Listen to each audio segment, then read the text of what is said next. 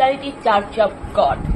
আর বাইবেলে 1 কুরিন্থী 2 কুরিন্থীর অধ্যায় লেখা আছে যে খ্রিস্টমণ্ডলী খ্রিস্টান হচ্ছে প্রভু যীশু খ্রিস্টকে শরীর, আর আমাদের মাথা হচ্ছে প্রভু যীশু খ্রিস্ট। তাই আমরা যখন কারোর পা হাত ধরে প্রণাম করি বা কারোর পায়ে ধরে প্রণাম করি, মাথা নত করি, তখন আমরা খ্রিস্টকে নত করাচ্ছি।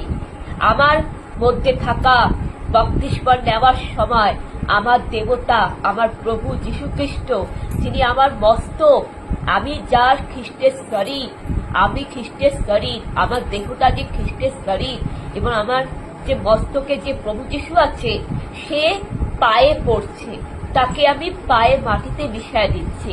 তাই খ্রিস্টানিটি কখনো কোনো মানুষকে পায়ে হাত ধরে প্রণাম করে না, এটা আপনাকে মানতে হবে।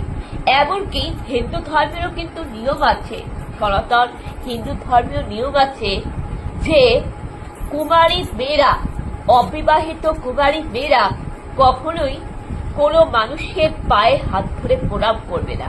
নিজের শিক্ষাগুরু এবং নিজের ধর্মের দীক্ষাগুরু, নিজের সাধুকে, নিজের সন্ন্যাসী, নিজের মা বাবা, ঠাকুমা, দিদিমা, দাদু ছাড়া কারোর পায়ে হাত ধরে প্রণাম করবে না। এটা